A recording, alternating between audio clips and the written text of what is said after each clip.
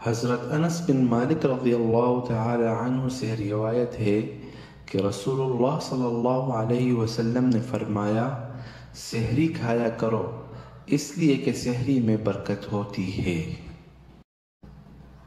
آپ صلی اللہ علیہ وسلم سحری کھانے کا حکم فرما رہے ہیں، جو کہ روزے کی تیاری کے لیے طلوع فجر سے پہلے کھانے پینے کو کہتے ہیں۔ اس میں اللہ تعالیٰ کی طرف سے حکمت بھی ذکر کر رہے ہیں، اور وہ ہے برکت کا نزول، اور برکت دنیا و آخرت کے منافع پر مشتمل ہے۔ سحری کی ایک برکت یہ ہے کہ اس کے ذریعے دن میں اللہ تعالیٰ کی اطاعت میں مدد ملتی ہے۔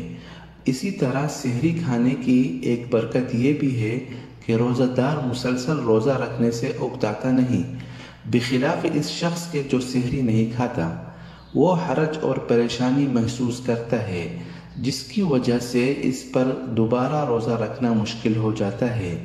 سحری کی ایک برکت یہ ہے کہ اس سے آپ صلی اللہ علیہ وسلم کا اتباع اور اہل کتاب کی مخالفت کر کے ثواب حاصل ہوتا ہے۔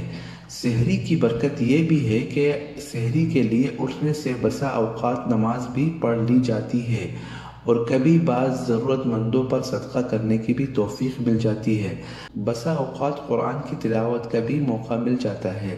سحری کی برکتوں میں سے یہ بھی ہے کہ اس وقت ایک عبادت بن جاتی ہے، اور آپ صلی اللہ علیہ وسلم کی پیروی کرنے کی نیت کی جائے۔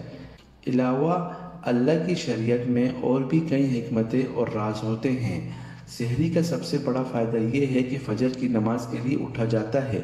اسی وجہ سے سحری کو مؤخر کرنے کا حکم دیا گیا ہے، تاکہ اس کے بعد سویا نہ جائے کہ کہیں فجر کی نماز فوت نہ ہو جائے، بخلاف اس شخص کے جو سحری نہیں کرتا۔ اس کا مشاہدہ ہو چکا ہے کہ رمضان میں سحری کی وجہ سے فجر کی نماز میں نمازیوں کی تعداد غیر رمضان کے بنسبت زیادہ ہوتی ہے۔